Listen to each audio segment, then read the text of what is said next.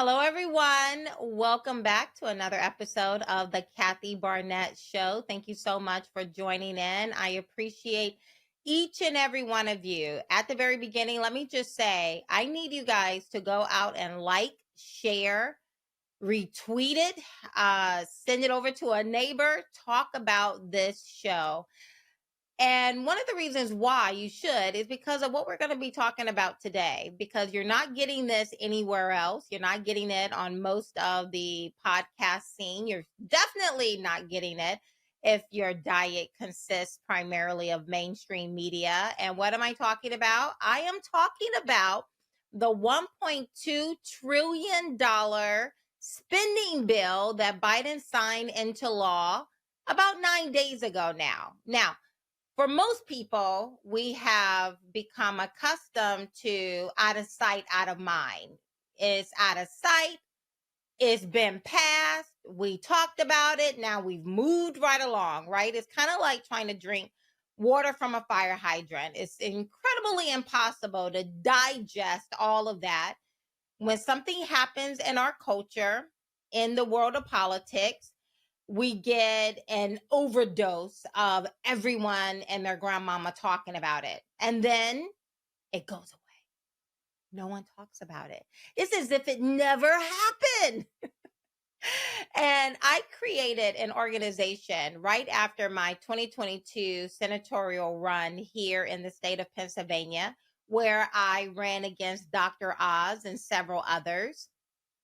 I created an organization right after that primary race was over called Be Better America, because I realized as much as I wanted to blame, and I have every right to blame Donald Trump for kneecapping that race, for I as much as I wanted to blame Sean Hannity, and he certainly deserved blame, as much as I wanted to blame a whole lot of people who we would have considered MAGA enthusiasts, as much as I wanted to blame them 100% for what happened in my 2022 senatorial primary race here in the state of Pennsylvania, running as a Republican.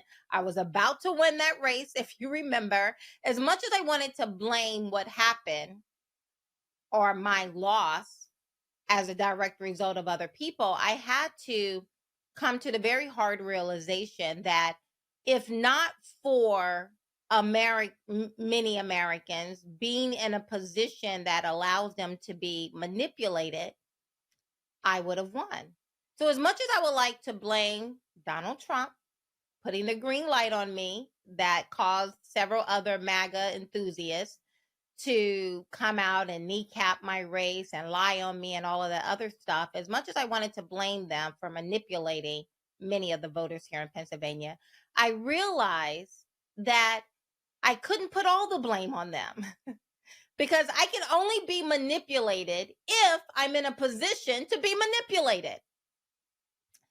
But if I was better, if I could do better, if I could learn, if I could stay abreast of what's going on around me, that makes it a little bit more challenging for manipulators to manipulate.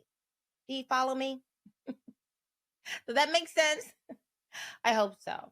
Because that is the premise behind one of my organizations called Be Better America. And my desire in that organization is to help Americans be better.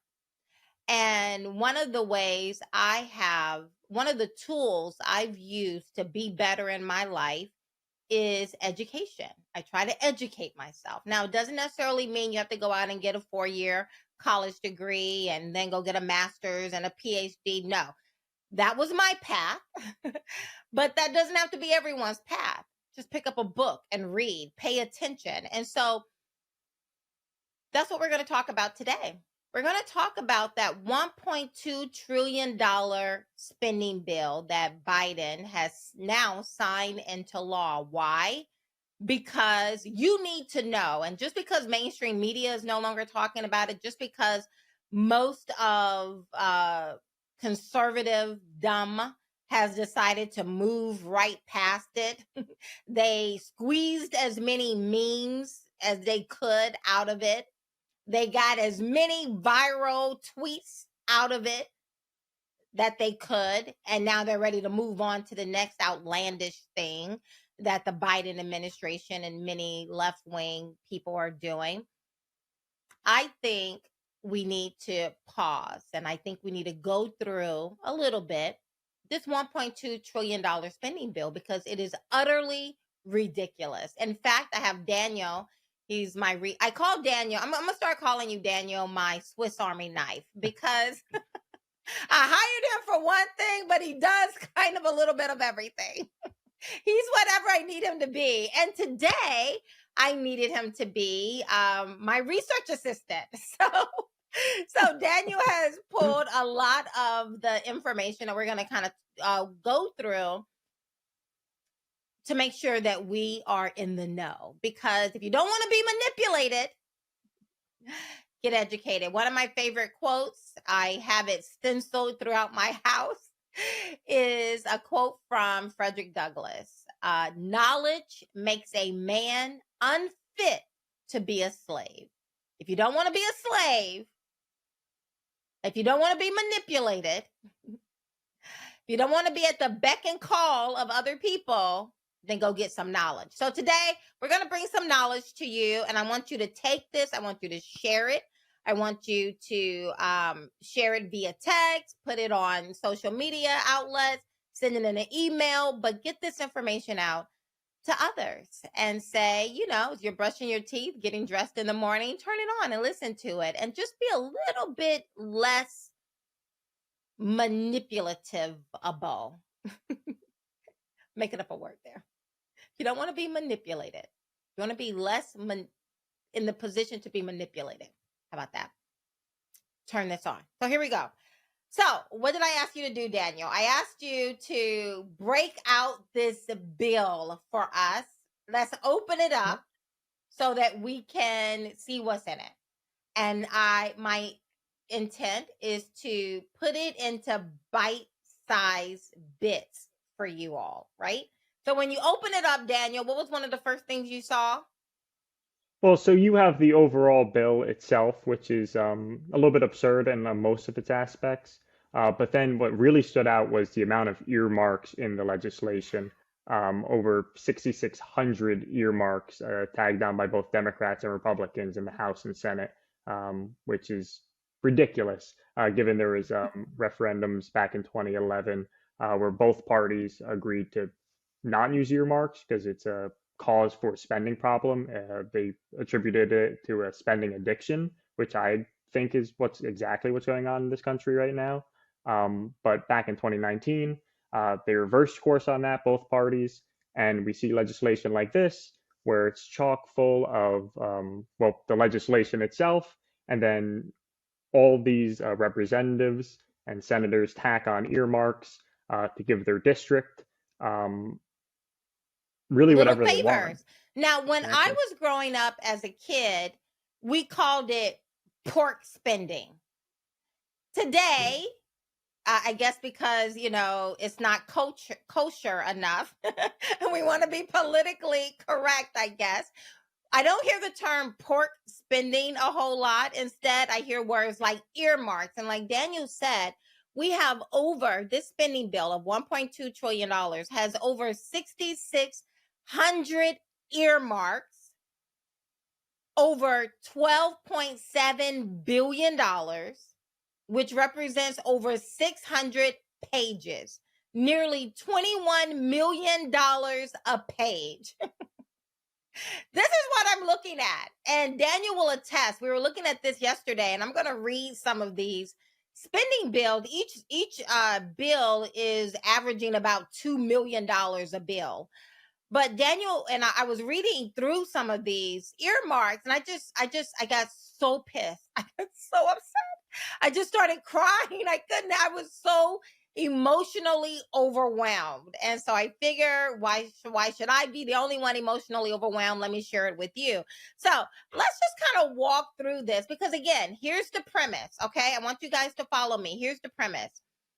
A one of the many pillars of any healthy society, and specifically the Western society. One of the pillars that allows us to be free, that allows us to have a limited government versus a monarch, what allows us to be free people to a great extent compared to the rest of the world versus being slaves is knowledge, is information, is the personal responsibility that I take upon myself not to be ignorant about things that matter, right?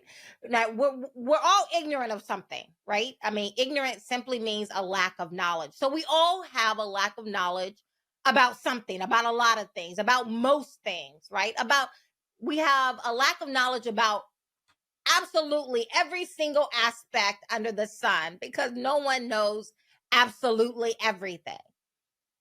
But in a free society or in a society that has a limited government, where the government does not treat us like slaves, it is incumbent upon us to try to eradicate as much ignorance as possible. I want to erase as much ignorance within myself as I can, and I find it is my personal responsibility to make sure I'm not so ignorant, right? On every single thing under the sun, especially those things that matter the most. This matters. So, with that being the premise of why we're walking through this 1.2 trillion, I can't even get it out. I want to say million. I want to say billion, but it's $1 trillion bill. Let's kind of walk through it a little bit. And I'm just going to throw out some notables right at the top. Here's a notable.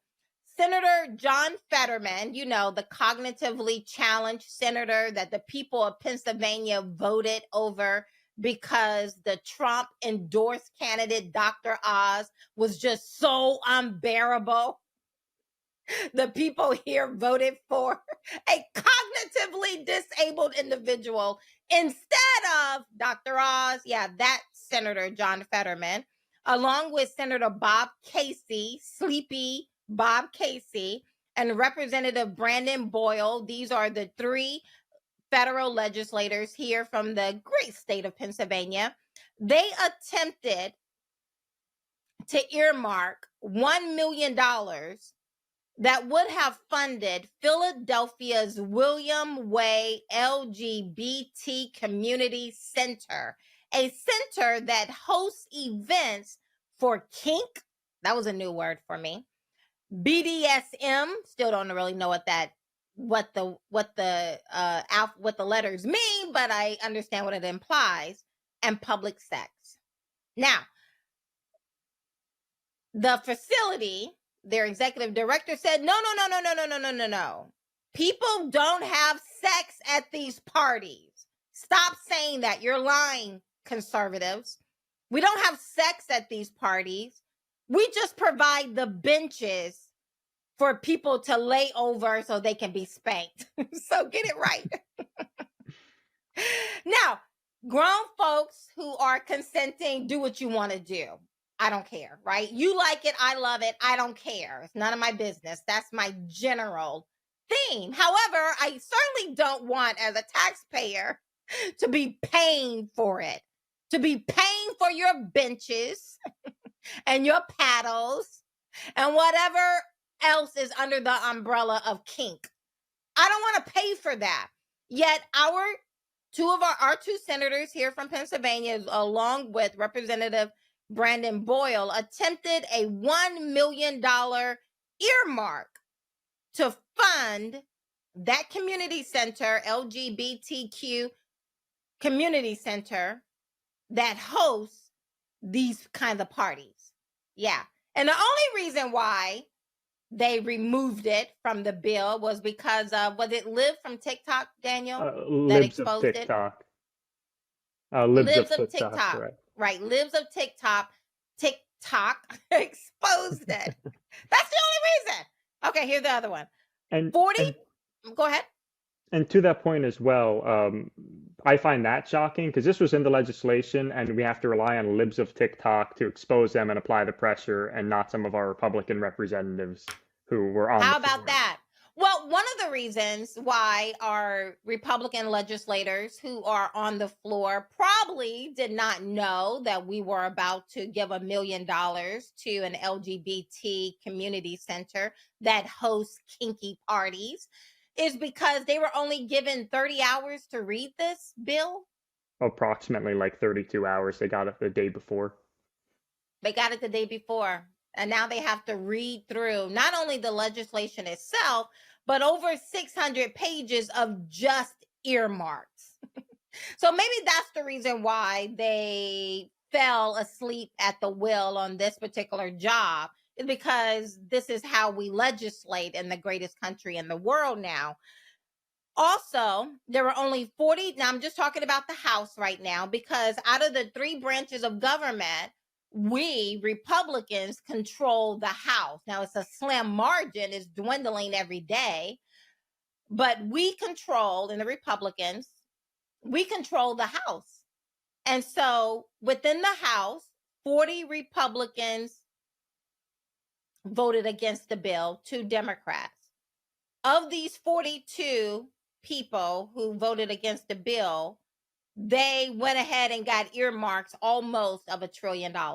So they voted against it, the bill, but I'm going to read some of the earmarks that these people, even though they voted against it, they still had almost $1 trillion of earmarks. I'm sorry, almost $1 billion of earmarks.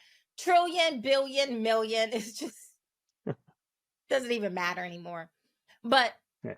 out of the 42 legislators who voted against the bill, they were still able to incorporate almost $1 billion of earmarks. Because, I mean, listen, if you can't beat them, join them. Again, that's the state of our legislation, of our politics, of how we're running the greatest nation in the world. Last one, last notable for right now. Senator Dianne Feinstein, y'all know she died last year in September. Her name is on 112 of these earmarks. Now the woman's dead, and yet her name, she's still legislating from the grave, just like a Democrat, I guess. Even from the grave, they vote, they legislate. I mean, Democrats. So we have Democrats, Dianne Feinstein. Yeah. So that's where we are in today. Daniel, were you trying to say something? No, no, it's just it shows this kind of state of our country right now. And what you were saying before with billion, trillion, what's the difference? I was going to say it's trying to sound like the United States government. I know. Billions, Crazy, trillion, million, whatever. You know what I mean. Get over it. actually. Okay, let's read through some of the earmarks, right? There's over 6,600 of these earmarks. Let's just read through some of them. Daniel, chime in whenever you want. Here we have it. The LGBT, oh my goodness, the LGBTQ plus earmarks here relating to them. 845,000 for eVision, U in Colorado, a LGBTQ plus and woke policy group. That's how much they're getting. $400,000 for the Garden State Equity Education Fund in New Jersey. They help minors transition genders, promote biological boys playing girls' sports, and using the same restrooms, and coordinate against parental rights groups. $400,000 of our taxpayer dollars is going to undermine parental control. And this is not the Senate. This is earmarks that made its way into the $1.2 trillion spending bill that came out of the House that Republicans control. Another $400,000 for Briar Patch Youth Services in Wisconsin. One of their programs is called Teens Like Us. Got to take a deep breath. for the LGBTQIA2S plus that includes a gender affirming clothing program for ages 13 to 18. Can't make this up. That's according to the House And Freedom Caucus. to this as well, like if as we go through these, I constantly think back to the general welfare clause, because that gives in the Constitution, it gives the Congress the power to levy taxes against the United States citizens. But in return, deeming the social contract, they have to spend that money on the general welfare of everyone, the general welfare. None of these so far, and we're going to go through all of them, apply to the general welfare of everyone. They're selective Yeah, groups, no. some are political groups, and it's all agenda focused, and it's our tax dollars going to fund this. You know what? I mean, as a matter of point, since you bring that out of all of these earmarks that I've read through, I haven't read, I mean, there's over 6,600 of them. So as you can imagine, I have not read absolutely every single one of them, but of the numerous pages I've read through, I have yet to see any money going to a Moms for Liberty group. Exactly. I have Only yet left to wing see groups. any of this money. I have anything. I have yet to see any of this money go. Now, I'm opposed to all of this, by the way. However, if you're going to do it, I mean, and I'm going to continue reading. I mean, again, to your point, I don't see one conservative group yet, but let me continue. 156,000 for the Hartford Gay and Lesbian Health Collective in Connecticut. They call themselves a champion of LGBTQIA plus equity with trainings on LGBTQ plus cultural competency and accessing healthcare for LGBTQ plus youth, right? Okay, $850,000 for LGBTQ senior housing in Massachusetts. So now we're paying for almost $1 million for a gay senior housing. Now, I did notice it's for LGBTQ, so it sounds like they may be discriminating against the AI2S plus community. I don't know. Y'all may want to check into that. $2 Gonna have to million cancel them. for a law. Yeah, $2 million for a law Clinical Del Valley Family Health Center Care Center in Oregon. They do gender affirming hormone therapy for adults and adolescents. $5 million for Mary Center for Maternal and Child Care in Maryland. This place specializes in transgender medicine. $400,000 for the Mazzani Center in Pennsylvania. Pediatric and adolescent comprehensive transgender services. And that's their own words from their website, keep in mind. That's straight from the website, Pediatric and Adolescent Comprehensive Transgender Services. $400,000 of taxpayer 1.8 money. $1.8 million for facilities and equipment for the Women and Infants Hospital in Rhode Island, requested by Senator Whitehouse. They perform late-term surgical and chemical abortions. And mind you, this is the House earmarks. The House that Republicans control. Let me continue. $2 million for the University of Maine for the construction of a kelp and shellfish nursery. When I first read this, I looked at Daniel. I said, this sounds like money laundering. Yes. I mean, it's like, there's an election, a consequential election coming up in November 2024. We need the grassroots out there. We need door knockers. How do we fund this? Oh, I know. Let's set aside $2 million and we'll call it construction for a kelp and shellfish nursery. That's what that sounds like to me. And to keep in mind, and you'll expand on this as you read the rest of them and under universities, but a lot of these universities, one, they're state run, So I don't know why the federal government's providing obscene amount of fundings, especially of times of financial hardship.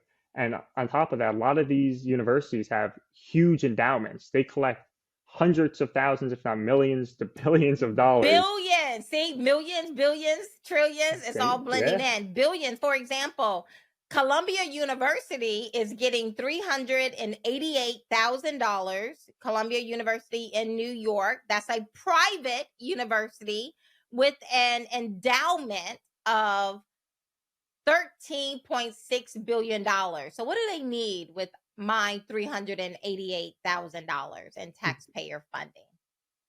And their endowment is it's more expensive than the earmarks. It's just to put that in perspective. And That's how put much in money these perspective, people are yeah. making. Georgetown is getting almost $1 million, $963,000, and they boast an endowment of over $3.2 billion. Dartmouth, which is in Nashua, New Hampshire, extremely woke, shutting down free speech. I mean, they literally chase conservatives off their campus if they're coming in to have a conversation. Dartmouth, yeah, that Dartmouth, they're getting $650,000. Yeah, can't make that up. Climate cult, here we go. $1 million for an environmental justice center in New York City. $1.4 million for a solar energy project in Wisconsin. $1 million for Cambridge, Massachusetts Community Center to install solar panels so they can operate off the grid. Now, if I said I wanted to live off the grid, they would call me a kook. They won't call me a kink, but they would call me a kook. And they would say there's something wrong with me, right? But Massachusetts, they want to live off the grid. I'm going to continue for a few moments because I think this is beneficial. You need to know this is where your money is. This is your money. If you don't want to know where your money is going, I can't help you. You have much bigger problems than what I'm going to be able to solve in this podcast. But if you actually balance your budget every month and you're looking at, and I see people at the grocery store in the line, they're getting ready to write a check for their groceries, and I see them write out the check, and then they flip over to the next page, and then they balance out their ledger, right? To say, okay, well, this is how much money I still have, because most responsible human beings actually want to give a tally of where their money is being spent. So that's what my point is here today. So let's continue with the earmarks. We have over 6,600. I'm not going to do 6,600. I'm not going to read off 6,600 earmarks, but follow me. $3.5 million for a Thanksgiving parade in Michigan. Were you able to afford your Thanksgiving dinner last year? I tell you no lie. I cooked the exact same Thanksgiving dinner every single year since my babies were. I literally have a picture of them. They're so little, they're so tiny, and I would put out all this good Southern cooking dishes, and I would have them to stand around while I take pictures. They're so tiny. Now I'm looking up to them today. I cooked the exact same meal every single Thanksgiving dinner. People literally travel to my home for this meal. It is just that good. Everything from scratch.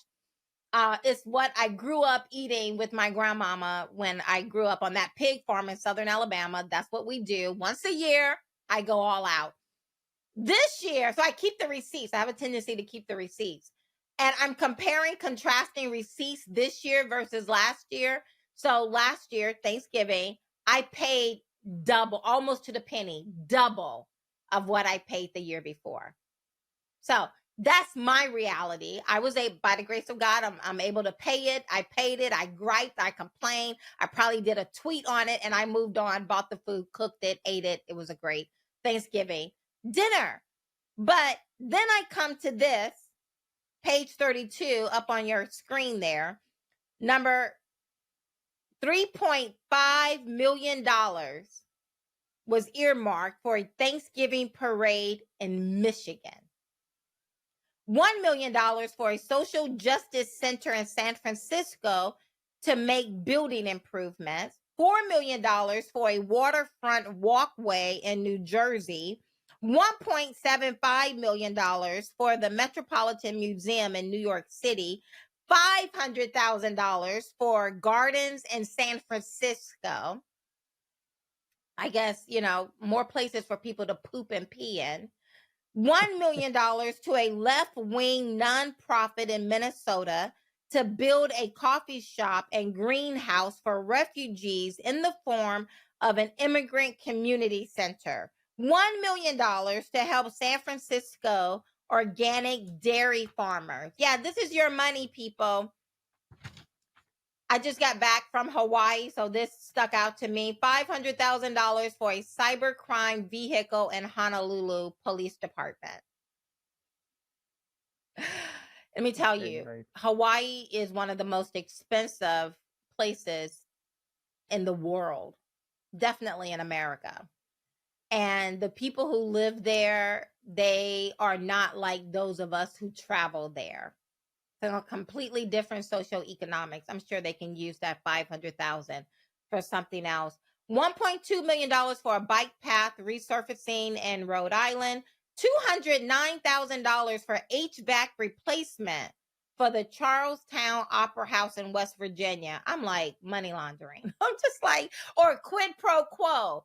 The trust fund baby who owns Charlestown Opera House, I don't know, I'm assuming, held a fundraiser for this legislator, and quid pro quo, now this legislator has an earmark for over $200,000 for an HVAC. So I'm going to renovate your air and heating conditioning for your private business.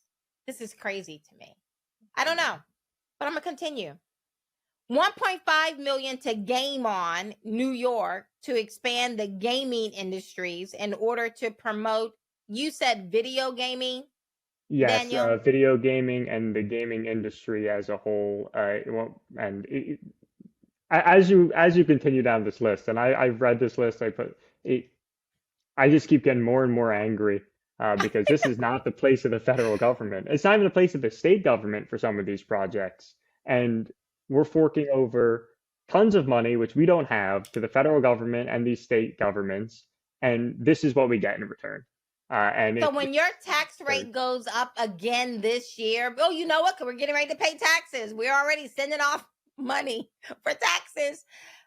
Think about where your money is going. Yeah, this is where your money is going. It's so irritating. $1 million for Martha Vineyard Hospital, $2.5 million to help build a new kayaking facility in Franklin, New Hampshire, $2.7 million to help build a bike park in White Sulphur Springs, West Virginia, a town with a population of less than 2,300 people. So what did you say yesterday, Daniel? You said each resident could have gotten $1,200 They could rebate have from the given government.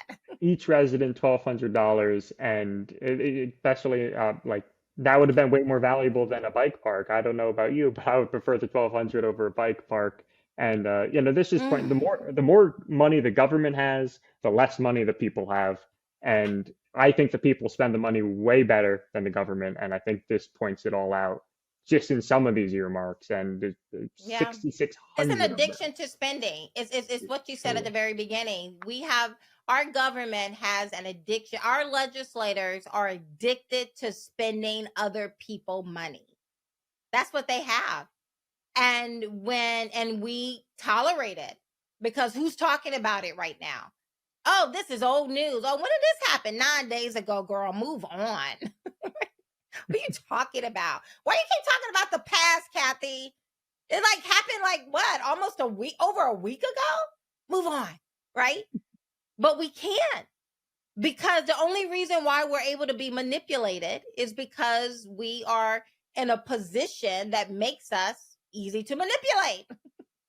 And so when you have these Republicans, because it was the House that is controlled by Republicans, I keep repeating myself. You hear that theme? Pick up on those things that I keep repeating.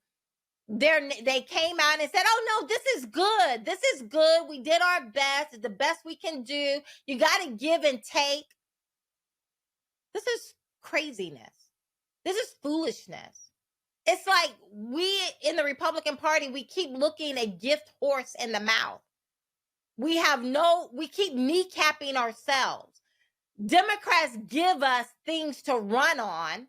Democrats give us material to use to say, look, America, at how these people want to spend your money. But instead of doing that, we're like, oh, well, what can we do? We got to go along.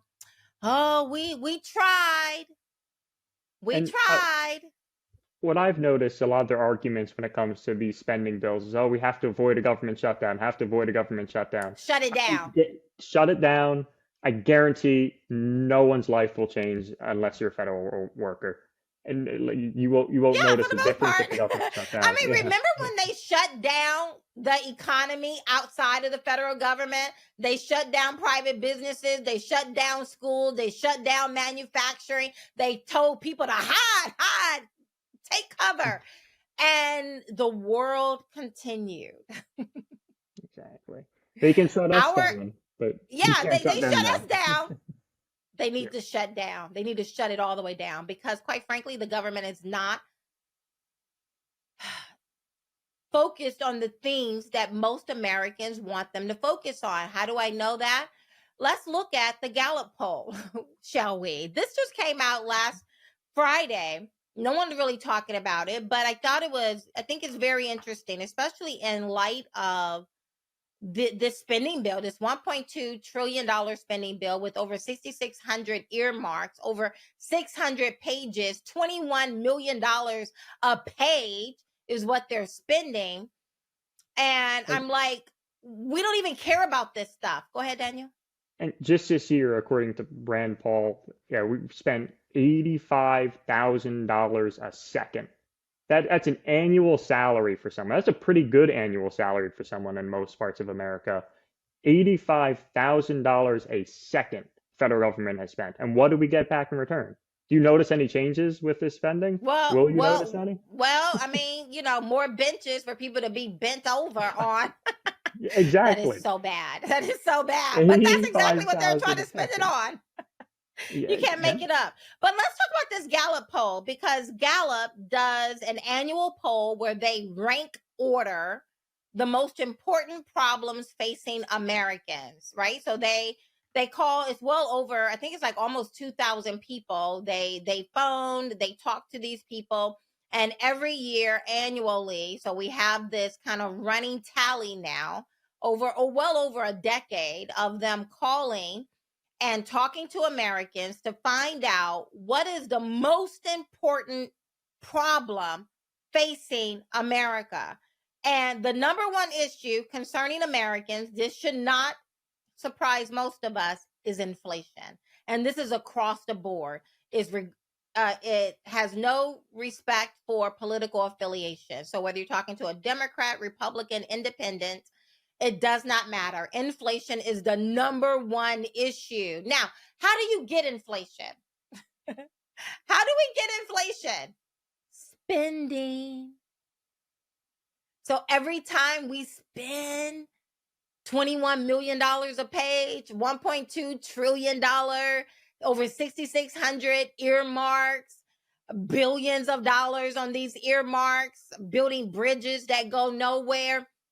Inflation, right? So the number one issue across the board that most Americans feel is the biggest problem for our country right now is inflation.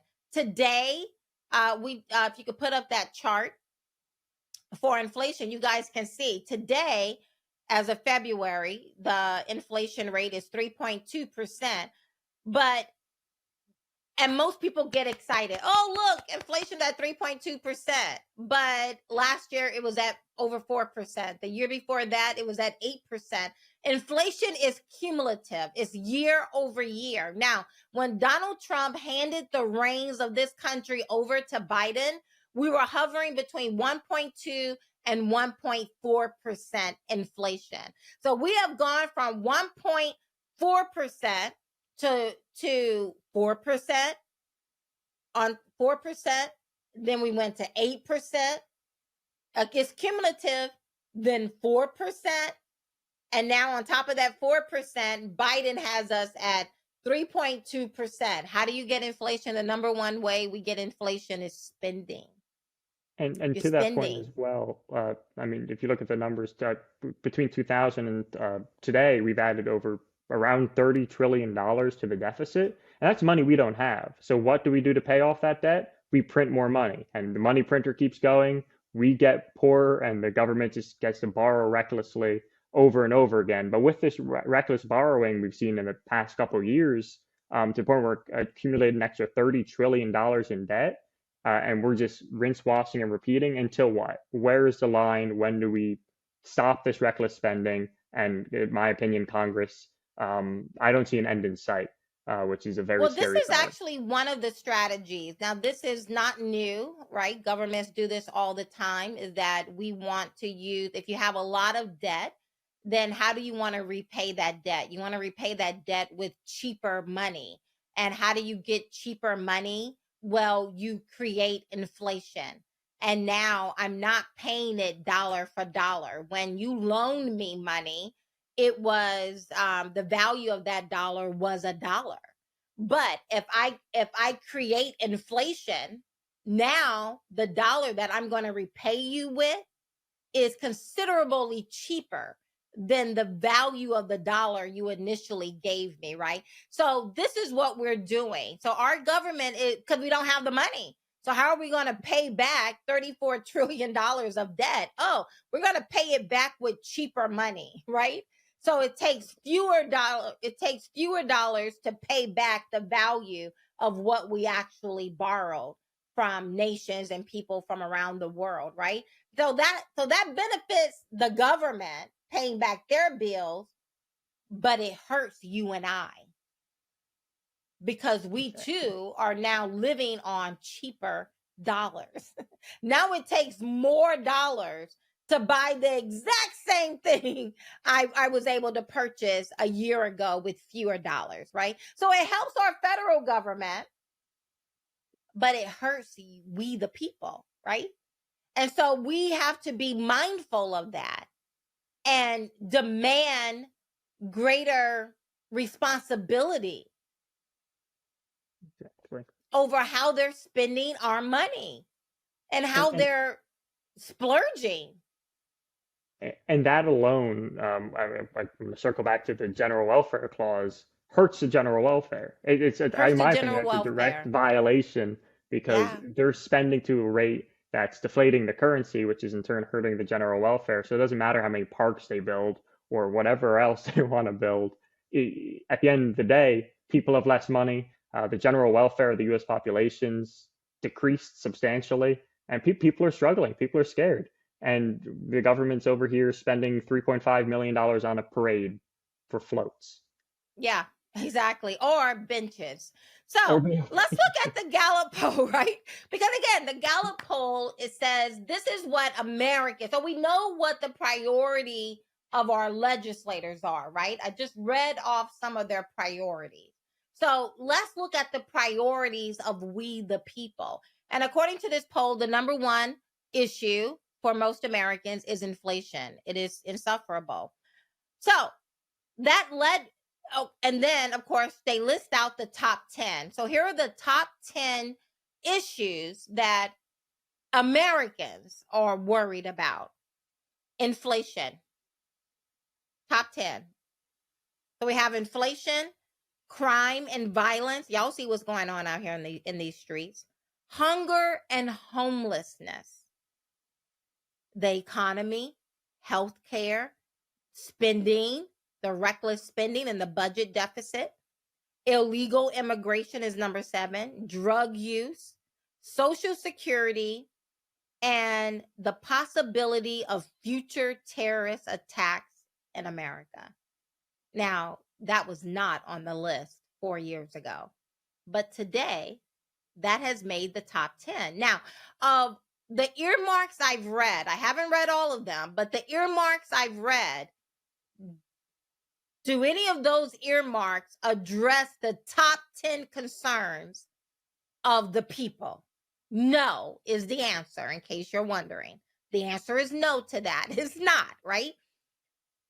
And so I gave you the macro view, a 30,000 foot view of these 6,600 pages. But let me just go, let's bring it down to bite size and just look at Pennsylvania for a moment. Okay. So I'm going to take one state out of the union and let's put a bright light on this state. And then you can take what I'm about to say and extrapolate it across the nation and specifically your state. So if I'm coming from a 30,000 foot view down to a micro view, so we can take some bite sizes. So for the macro, 6,600 pages, right? Or 6,600 earmarks. For Pennsylvania alone, we got 257 earmarks. And let me just say, I'm going through all of them. And as of right now, not a one of those earmarks address the top 10 issues that are concerning Americans. Let me just read off some of them. I mean, it is a lot. Most of them are infrastructure related. Not to say we don't have a problem in this country for infrastructure, but notice the disconnect, right? Overwhelmingly, these issues, some of the earmarks that Pennsylvania got set aside: infrastructure, wastewater revitalization programs, putting a light on the fifth block of some random street, building a community center, does not address the top 10 concerns of Americans. And to that point as well, Kathy, if you look at some of these things, you're like, oh, that's nice, a park. That's awesome. Like I like that's parks too. cool. But let's say I'm making $40,000 a year and I want to spend $60,000 a year, that'd be irresponsible. And that's exactly what the government's doing. If I want to take out an extreme amount of debt to buy a nice car, I could. It's a really nice car. I like the And car, you but deserve nice things, Daniel. You do. thank you. But it's irresponsible. It's fiscally irresponsible, and we're It dealing with is. our own money when we do this. The government's dealing with our money when The they're being government, this right? The fiscally government is dealing irresponsible. with my money, right? Exactly. So I So mean, some of these and so projects are not at the place of the federal government, and some I would even argue are not. They shouldn't even be done at the state we have $1 level. million in Pennsylvania that has been earmarked for Pottstown dairy redevelopment. And every time you turn around, Democrats are trying to put a bag on a cow because of of climate change, carbon. Another $1 million revitalization of the 400 block of Main Street. We have almost $1 million for a well treatment project. And we have some horrible water and old pipes here in Pennsylvania. But guess what? That's at a local level. That's at a borough level. That's at a state level, not the federal government level. We have $500,000 for the YWCA Multipurpose Community Center. Again, why? Yes, it's good. A $500,000 for Lansdale 5th Street grade crossing improvement. I mean, again, why? We have another $1 million for a healthy living and wellness center. We have almost $1 million for Pennsylvania Engine for Plant Science. We have resurfacing. We have, again, wastewater. We have something with fire with the fire department. We have wastewater treatment plant clarifier replacement project, about $1 million for that. We have traffic improvement and streetscape, over $1.6 million for that. We have construction of cold storage facility project. We have another $1 million for library renovations. We have another $1 million for a historic Carmen Garden Center. We have $850,000 for a renovation project. We have $850,000 for Vision for Historic Philadelphia. We have $500,000 for transfer a subway transfer improvement project. For another $500,000 for a Boys and Girls Club addition and expansion project. Not to say, oh, here's one. We have $250,000 for a lighting project. Not to say any of these things are horrible. But again, in light of what the people are saying, the people whose money you're spending, everything I just mentioned, and again, I'm going through them. So I am not speaking as if I've read every single one of these earmarks, but I'm giving you the sense. I'm walking through them all. I'm just kind of going through them. I'm not cherry picking. I'm just saying this is what it is. And these are a lot of these things. They represent a lot of the rest of these things. And you have to ask yourself, it's a disconnect. So they're spending money on the things that we, the people, are not caring about. We care about inflation. Stop the spending. We care about crime and violence. Lock people up and keep criminals locked up. Stop treating our legal system like a revolving door. Stop treating me, a law-abiding citizen, as if I'm the bad one. As if I'm the one that needs to be monitored. Stop sending the FBI on Twitter chases and start sending them to lock bad people up and keep them locked up. The American people, we're focused on hunger and homelessness because things are getting really dicey out here. It's hard to make a living for your family. We're worried about the economy, about the health care, the spending, illegal immigration, the drug use. Close the border. That will stop the flow of fentanyl into our country. We're worried about the Social Security system. We're worried about a future terrorist attack. I will never forget Senator Tim Scott on, I think it was probably the third or fourth presidential debate. I think this one was in California, when he said, we know we have terrorist cells in America. What was the video we watched the other day, yesterday, with the FBI director, Ray? He was mentioning how the terror threat is the highest he's ever seen, and it's extremely high given the open border policies of the current Biden administration, and then also the conflict over in the Middle East with Israel and Palestine. So this is what we're contending with. Now, what is very interesting about this Gallup poll, and then I'm going to turn to another poll, because we looked at a variety of these polls. So this is not, again, I'm not cherry picking to say, oh, this one meets my narrative. No, I'm going to give you a wide view of them.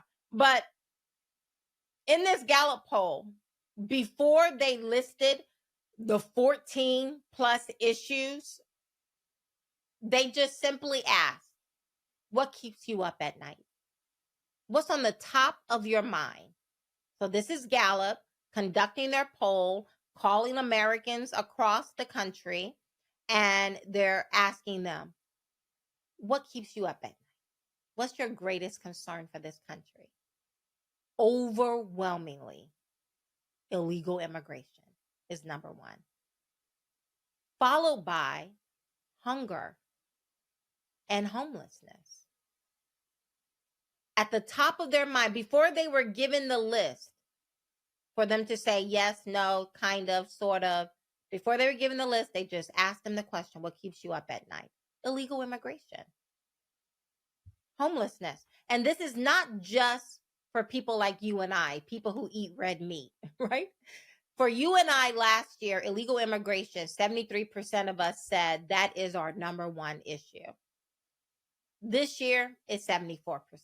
So we are consistently pissed off about these open borders, we as Democrats. But look who jumped the most in this poll. Year over year, Democrats went from 14% to 27%. Independents went from 39% to 44%. This is not, illegal immigration is not a Republican talking point. It is the thing that is keeping most Americans across the country up at night, along with uh, hunger and homelessness, and the availability and affordability of health care. So this goes to what I've been talking about for some time now, for several weeks now. Republicans need to get a consistent message. And here are my top 4. Because when I go out on Twitter, Lord knows I try to stay off of Twitter, but you can't help it. And I'm looking at what Republicans, conservatives, MAGA are talking about. They're talking about everything that doesn't matter to the overwhelming majority of Americans. If you want to move people to vote, to be pissed off at what Democrats are doing to our country, hunger and homelessness, which ties back to inflation, right? We should be talking about illegal immigration all morning, all evening, all afternoon, all day, every day. We should be talking about illegal immigration, illegal. We should not be talking about Martin Luther King Jr. being a bad guy. We should not be talking about a white boy who burned himself to a crisp is now a black man. Yeah, that's what our people been talking about, right? We should not be talking about lily whiteism. We should not be talking about replace how white people are being replaced. No. I know those may get you clicks. I know they may get you a bigger impression count, which means Twitter will pay out a larger sum for you. But if you are concerned about the country, and if you are concerned about getting people to vote Republican down the ballot come November, you should be talking about 4 things primarily. Hunger and homelessness. It is real. People are struggling. People are frightened. People are very unnerved about what's going on with our country and this spending bill. We should be talking about illegal immigration. It doesn't make you, so which phobic is that? Is that xenophobic? Xenophobic. Yeah. You're not phobic. You're not a xenophobe. You're not racist because you want to know who's coming into your country. You don't hate people. You're not afraid of the browning of America because you don't want a whole bunch of people who don't share your values, who don't share your culture, who's a drain on your economy, who you don't know who these people are because they get to assume brand new identities. You don't know who these people are. You get to know this information. There's nothing racist about that. So what should you be talking about? Again, hunger and homelessness, tie it to inflation, illegal immigration, availability and affordability of health care, and Kamala Harris. I'm going to throw that in there because people are unnerved. I just went across the street and talked to my Democrat neighbor yesterday. This woman is very woke. She's a sweet lady. Family seems great. Her husband voted for me. I don't know how that conversation goes down in the household, but she was sure to make known to me that her husband voted for me both times. She did not. But I'm over there talking to her yesterday. Why? Because I talk to everybody. I don't care. You don't like me, that's your problem. That's not my problem unless you make it my problem. But I like her. And so I'm over there talking to her, and she informs me that she will be voting Republican this election. It's still very hard for her to swallow the reality of voting for Donald Trump. She made sure I knew that. But she will not be voting for Democrats, she said, this year. And she made sure that I also know that she cannot stand Kamala Harris. Most Democrats cannot stand Kamala Harris. And as of right now, Kamala Harris is the running mate. Most Democrats know Biden is cognitively and mentally compromised. He has some very real issues. They do not believe he will be able, if elected, to run out to serve the entire 4 years, which means the person who runs as his running mate, they will actually be voting for that person. And the thought of voting for Kamala, they cannot abide. So these are the 4 issues we should be talking about. And If you vote for Biden, you're really voting for Kamala, and she's horrible. Go ahead, And to Daniel. that point as well, illegal immigration ties in directly to hunger and homelessness and the affordability of healthcare. If we just look at Pennsylvania alone, each illegal immigrant, on average, costs a Pennsylvanian almost $5,000. So we're bringing in more people, once again, illegally. So we have to pay for this, so on and so forth, which makes it harder to keep afloat, get a house, um, or afford healthcare. And it's just causing the government to spend in areas where we can't spend because we don't have the money to. And the deficit continues to get worse. We're going to feel the burden of that because then they're going to keep printing money, as you mentioned, and make it easier for them to pay it off. But it's going to really hurt the American people in the end, all because we wanted to have an open border policy.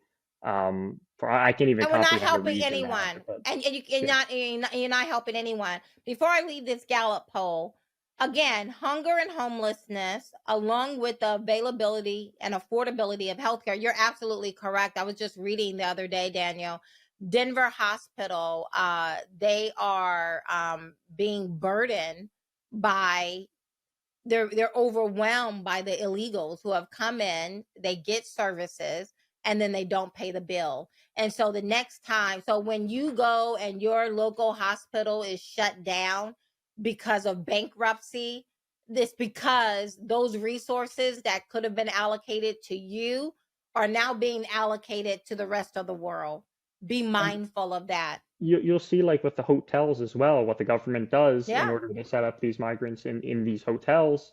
They'll pay for every single room. So the hotel loves it because they get a guaranteed tenant in every single room for the foreseeable future. But Maybe who's they paying for like it. that? I don't know if they like it, right? I mean, I'm sure. I mean, I don't know if they're paying dollar for dollar, right? They charge you and I one price, and the government comes in and say, give it to me at a lower price. This morning, also talking about how these illegal immigrants are burdening our infrastructure here in this country. I was reading in Texas along the southern border, those particular ambulance services and hospitals and firefighters, police departments, they are overwhelmed. They're about to tap out because it's just so overwhelming. But now we know that that illegal immigration is not just a southern border problem. It is and everybody who has a border problem, right? So we see what's happening in New York, we see what's happening here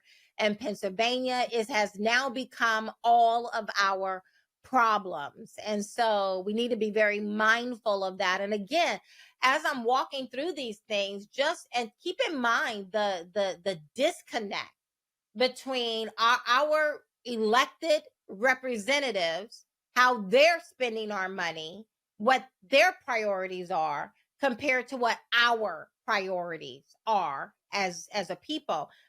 So again, those are the issues. But let me bring up one more chart here that because again, this isn't just me cherry picking one particular survey to say, oh yeah, let me talk about this survey because it aligns with my narrative. No, here's another survey or another chart that shows the direction of the country. And the question is Biden approval. They're asking people rate the direction of the country. Do you believe the country is moving in the right direction or the wrong or on the wrong track? The Real Clear Politics average, let me just go over here. This is all of these were taken towards the middle of February to the end of March. So for Real Clear Politic average for almost a month, 65% said the country is moving in the wrong direction. Rasmussen's, this was about a week in March, 63% said wrong direction. Economist, YouGov, 67% said wrong direction. Reuters, 65% said wrong direction. Harvard, Harris, these are not conservative bastions. Harvard, Harris said 58% said the country is moving in the wrong direction. USA Today, 65% of the respondents said the country is moving in the wrong direction. Yahoo News, 64% wrong direction. New York Times, again, these are not conservative outlets, 65% said the country is moving in the wrong direction. Wall Street Journal, 69% said the country is moving in the wrong direction. Almost 1 in 2 voters say their personal financial situation is getting worse. So 50% of the nation says their personal financial situation is getting worse. Houston, we have a problem. Our legislators are not listening to us. And this is not those people. Democrats, it's Republicans as well. The House, Republicans control the House. And I don't care if everything else in that bill is good, but just the stuff I read is horrible. It should not have been passed on that alone. Okay, guys, you're now in the know. What are you going to do about it? Make sure one of the things you do about it is that you rate this podcast 5 stars, that you share it. Just go ahead, click that share button and put it in text and send it over to your social media outlets. You can also subscribe. Thank you so much for your time. I appreciate each and every one of you. Now you know better. Let's see if you're going to do better. I pray that you do. Blessings. Bye-bye.